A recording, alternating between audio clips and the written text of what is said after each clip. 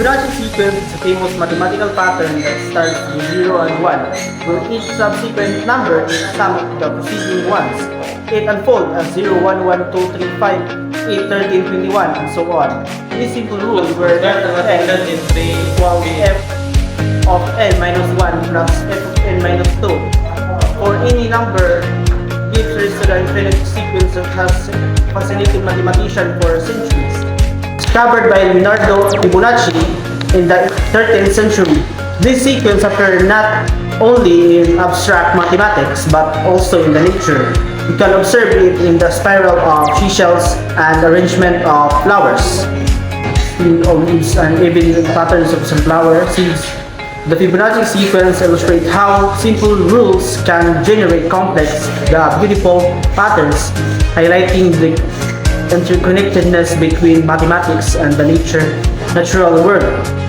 Moreover, the ratio of Fibonacci numbers converges to a value known as the Woodin ratio, approximately 1.618, which has been associated with aesthetic beauty in art.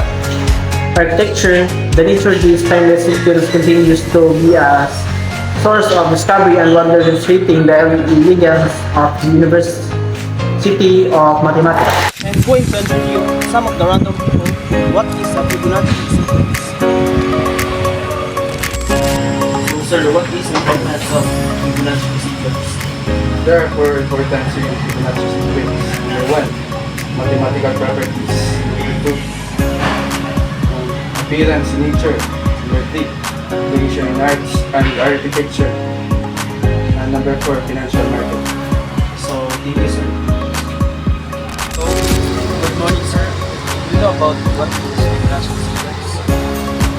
In my opinion, the Fibonacci sequence is a beautiful example of how something so basic can have such widespread and complex implications in the world around.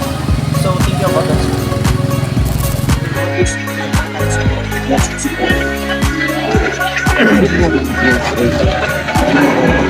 Because it illustrates how each simple rules can meet complex and deep patterns, how to